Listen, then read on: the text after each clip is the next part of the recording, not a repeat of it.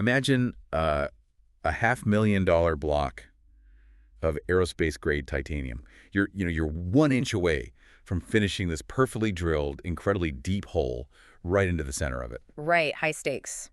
Exactly. Everything is going perfectly fine until suddenly, snap. Oh, man. Yeah. The metal shavings have backed up, the friction spikes, and your highly expensive drill bit has just broken off deep inside the part. Which is, I mean, it's just the absolute worst sound you can hear in a machine shop. It really is. You can't reach in and pull it out. The drill is dead, the factory floor comes to this screeching halt, and that massive, pricey piece of titanium is now, well, it's essentially a giant paperweight. It's a catastrophic loss of time and money. Just brutal. Welcome to the Deep Dive. I'm your host, and today our mission is exploring how to solve that exact nightmare scenario. We've gathered this really fascinating stack of technical notes and manufacturing literature on a process called inverted deep hole drilling. And I'm thrilled to be here to break this down. Yeah, because what we're going to see today is that when engineers run into a massive, complicated problem, the ultimate fix isn't always adding more software or sensors or AI. Sometimes the solution is literally just turning the entire process completely upside down. It is a brilliant pivot in engineering because when you stop fighting the physical environment and, start actually using it, the results are staggering. And what's fascinating here is that even if you never set foot in a factory, this deeply matters to you. Right. It impacts all of us. Exactly. The devices you rely on every single day, like the car you drive, the commercial airplanes you fly in, they completely depend on these perfectly drilled metal components. If this manufacturing process fails, supply chains bottlenecks, and the safety and reliability of our modern transportation are fundamentally compromised. Okay, let's unpack this. Because to understand why flipping a machine upside down is such a massive game changer, we really need to look at the geometry of how things have traditionally been done. For decades, the default setting for the industrial world has been horizontal. Right. The standard horizontal deep hole drilling machine. That's the baseline. And just to give you a sense of scale, a traditional horizontal drill can be like the size of a literal school bus. They are absolute behemoths. Yeah, it dominates the factory floor. It takes up a massive amount of square footage just to hold these heavy metal workpieces horizontally, sideways to the ground. Which, to be fair, makes sense if you were drilling into something incredibly long and massive. Right. The literature we pulled notes that it's perfect for something like a giant 20-foot hydraulic cylinder. But the reality is not everything we build is a giant hydraulic cylinder. Far from it. I mean, most of the precision parts required in modern engineering gears, drive shafts, specialized molds, they are actually relatively short. So we're using a school bus to drill a tiny gear. Essentially, yeah. The technical specs we're looking at define these as cylindrical parts, typically under 350 millimeters long. So pretty compact. Right. And when you try to drill those smaller parts on a massive horizontal machine, the physics really start to work against you. Like, let's just talk about the setup time. Setting up a horizontal machine takes anywhere from 30 to 60 minutes per job. Which is an eternity in manufacturing. Exactly. And when you think about the mechanics of it, it makes total sense. You have a worker, or maybe a crane, trying to hold a heavy piece of solid steel perfectly level in midair while simultaneously trying to tighten it into the machine's chuck. You are constantly fighting gravity just to get the part locked in straight. It's exhausting just thinking about it. And once it's finally locked in, you face a much bigger mechanical problem. Because of the length of the tool. Yeah, Right? because the machine is horizontal and machinery housing takes up so much space, you have to use an extremely long cutting tool to reach all the way into the part. It's like, okay, think of it like trying to hold a really long broom parallel to the floor by the very tip of the handle. What happens? It shakes. Right. It's going to shake, it's going to vibrate, and the brush end is going to visibly sag toward the floor. You just can't keep it perfectly straight. That is a perfect visualization. The technical term for that in machining is gravitational deflection. When a cutting tool is long and horizontal, gravity is relentlessly pulling the middle of it downward. So you're losing the battle before you even start cutting. Exactly. It creates an inherent, unavoidable instability before you even turn the machine on. So enter the inverted deep hole drilling machine. You completely flip the script. Instead of everything laying flat, taking up the space of a bus, you build vertically. You go up instead of out. Yeah. The machine footprint shrinks down to something closer to the size of a large refrigerator. The workpiece, that short cylindrical part, hangs vertically right at the top of the machine, and the cutting tool sits at the bottom, pointing straight up. Right. The workpiece actually moves downward, feeding into the stationary tool. And this vertical design fundamentally changes the mechanics of the factory floor. Yeah, especially the setup time, I'd imagine. Oh, drastically. We talked about how long it takes to set up a horizontal machine because you're fighting gravity. Well, with the inverted machine, the setup time plummets from an hour down to just 5 to 15 minutes. Because gravity is suddenly doing the work for you. Hmm. You aren't holding a heavy block of metal sideways anymore. You're just lowering it into a top-mounted chuck. Yeah, it naturally seats itself. Exactly. Perfectly aligned the same way a coin drops perfectly into a slot. That's a great way to put it. And because the part is right there directly above the tooling, the cutting tool itself can be much, much shorter. Which solves the broomstick problem. Precisely. A shorter tool means 30% more rigidity. It doesn't shake and rattle like that long horizontal broomstick. Plus, because the parts are loaded vertically from the top, factories can easily automate these machines with robotic arms. So a robot just drops the piece in, the machine drills it, and the robot pulls it out. Yep. Seamless and fast. But saving floor space and shaving off setup time, while obviously great for a factory's bottom line, doesn't actually mean anything if the final product isn't good. Changing the direction of the drill is an elegant trick. But what actually happens to the quality of the hole when you flip the process upside down? The quality improves dramatically. And that brings us to the single most critical metric in this entire manufacturing process, which is straightness. The straightness of a drilled hole. Now, looking through the engineering data, there's a fascinating threshold here. In deep hole drilling, straightness is literally everything. It's the whole ballgame. Right. If you're drilling a deep hole and the path of that hole bends or wanders by even half a millimeter, just half a millimeter, the entire part fails quality inspection. It becomes scrap. To put that in perspective, half a millimeter is roughly the thickness of 5 sheets of stacked paper. Wow. Yeah. If the center of your drill strays by that minuscule amount over the entire depth of the metal block, the component cannot be used. And this is exactly why horizontal drills struggle so much with precision work. Because of that sag we talked about earlier. Right, gravitational deflection. That long tool sagging sideways under its own weight. That sag inevitably causes centerline drift. The drill starts slightly angled, and as it pushes deeper into the metal, that angle multiplies. But it isn't just gravity pulling the tool down that causes the bend. The technical literature describes another major culprit called tool pushing. Yes, tool pushing. And that is a direct result of chip accumulation. When you drill metal, you create metal shavings, or chips. And they have to go somewhere. Exactly. In a horizontal setup, you're trying to flush those metal chips horizontally out of a very tight enclosed space. Often, those chips get caught. They curl up and pile together inside the hole, wedging themselves between the cutting tool and the solid wall of the metal. Like a traffic jam inside the hole. A very destructive traffic jam. Because there is nowhere else for them to go, that tightly packed wedge of metal chips physically pushes against the long, flexible cutting tool, bending it completely off-center. So in a horizontal machine, you are essentially fighting a two-front war. You're fighting gravity pulling the tool down, and you're fighting trapped metal chips pushing the tool sideways. Precisely. You're fighting the physics of the setup on multiple fronts. Okay, hold on. I'm trying to visualize this inverted setup. Yeah. If the cutting tool is at the bottom, pointing straight up at the ceiling, Right. and we are feeding a heavy block of metal down onto it while blasting out razor-sharp metal shavings straight down. Yes. Doesn't all that heavy metal debris just smash right into the base of the machine? How does that not instantly destroy the motors or the spindle or the bearing sitting at the bottom? That is a highly logical concern, and it's exactly why you can't just take a horizontal machine and bolt it to the wall. You can't just tip it on its side. No, absolutely not. These inverted machines are engineered from the ground up around a hollowed-out spindle assembly and specialized shielding. The tool itself is held in a chuck that allows the chips and the cutting fluids to completely bypass the sensitive mechanics. Oh, so it routes around the important parts. Right. They fall directly into a designated chip chute situated below the cutting zone. The heavy-duty motors and the precision bearings are completely sealed off and offset from that downward flow of debris. So gravity just stops being a nuisance and fully becomes the solution. We're changing gravity from an enemy into an ally. In the inverted setup, the vertical spindle aligns perfectly with gravity.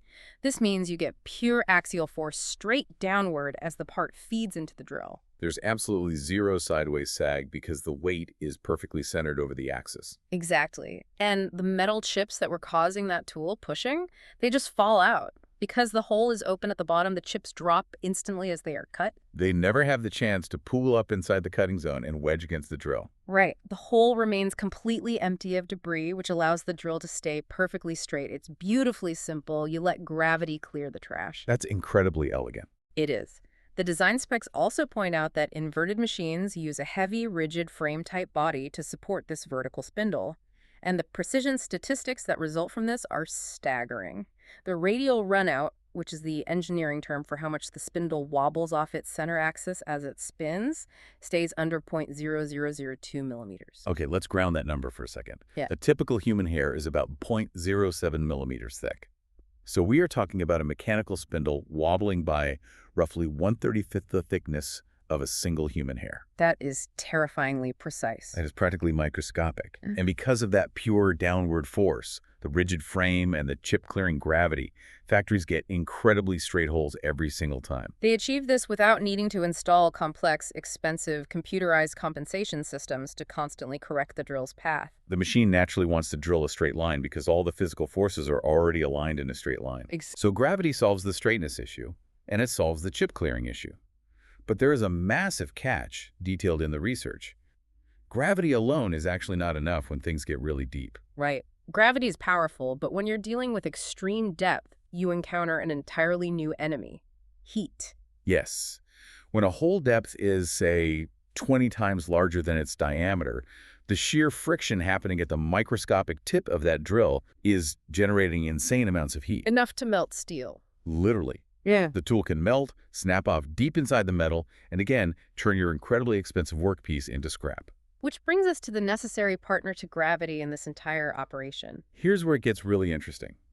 Because the solution to this heat problem is a complex fluid system called through-spindle coolant, or TSC. Through-spindle coolant is a remarkable piece of fluid engineering. It typically utilizes what's called a single-edge gun drill, or a BTA tool. Right, and we should define that, because a BTA tool, which stands for Boring and Trepanning Association, is not like the spiral twist drill you have sitting in your garage workbench. No, not at all. A BTA tool is specially hollowed out.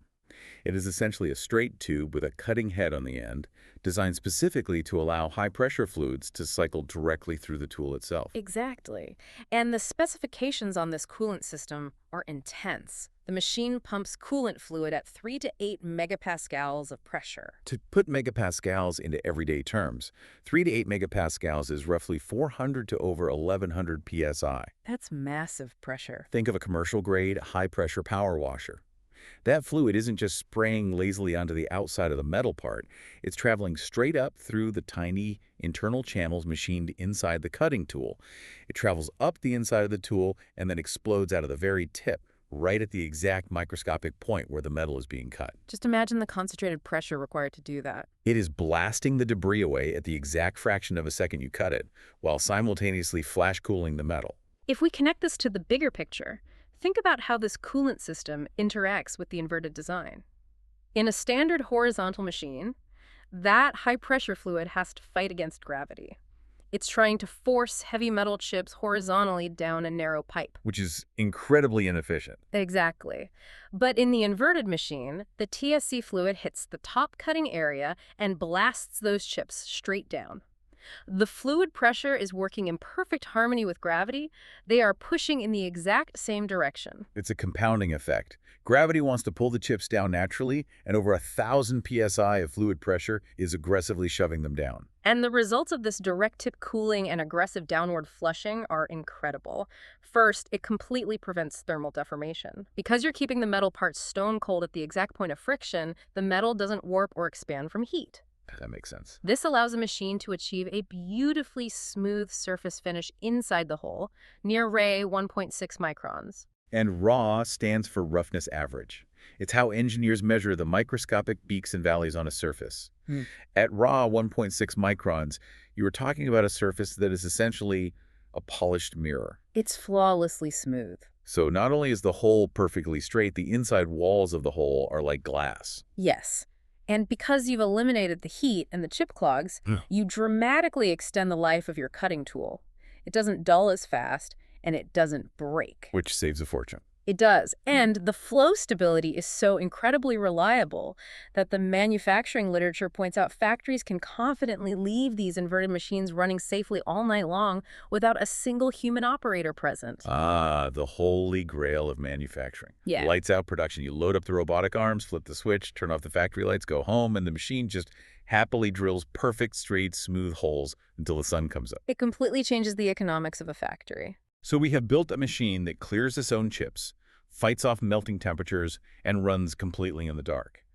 But a machine that is this engineered has to require a significant capital investment, Oh, absolutely. which naturally makes you wonder who is actually desperate enough for this level of extreme straightness and speed to rip up their factory floors and install these. The sources outline a few core industries that are fundamentally reliant on this inverted technology to outpace their competitors.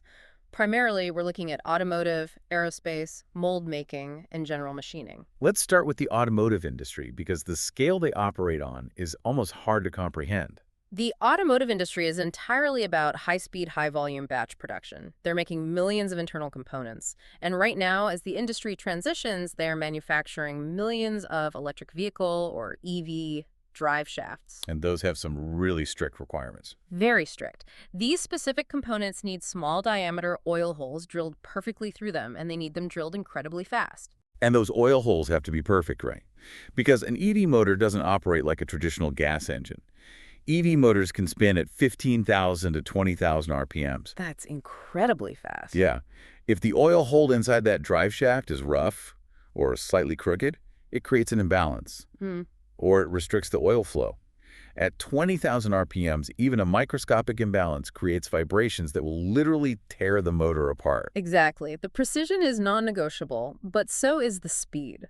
Because the inverted machines are so compact, the notes detail how automotive factories utilize dual-station or even four-station inverted configurations. Wait, so multiple spindles on one machine? Yep. That means one single machine footprint is drilling 2 or 4 EV drive shafts at the exact same time. It's multiplying output without multiplying floor space. For a car company making millions of parts, shaving seconds off a cycle time and drilling multiple parts flawlessly saves millions of dollars. Now, contrast that need for high-speed, multi-station raw output with the aerospace sector. I mean, if I'm flying at 30,000 feet, I definitely care a lot more about absolute perfection than how fast the factory pushed the part out the door. Precisely. Aerospace manufacturing deals with incredibly tough, unforgiving materials, like aerospace-grade titanium. Which goes right back to the scenario we started with. Exactly. Titanium is notoriously gummy and hard to machine. It holds onto heat rather than dissipating it. They use inverted machines to drill tiny holes in titanium landing gear parts and critical flight actuators.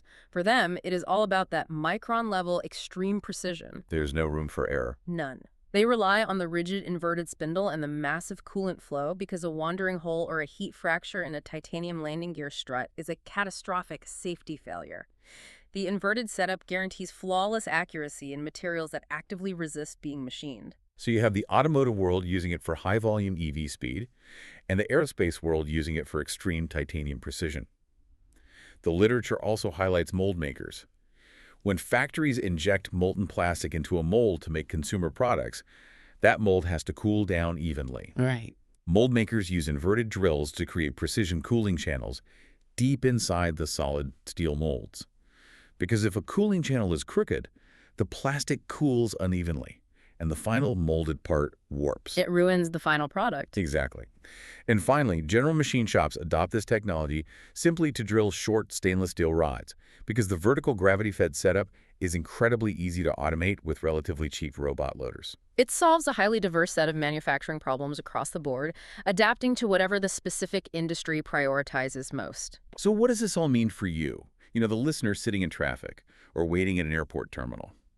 It means that the hidden backbone of your daily life, the perfectly balanced EV drive shaft accelerating your car onto the highway, the flawless titanium actuator deploying the landing gear on your flight, is fundamentally safer, cheaper, and more reliable. It really connects everything together. And it's all because some engineer realized that laying a heavy piece of metal sideways and fighting gravity was a terrible way to drill a hole.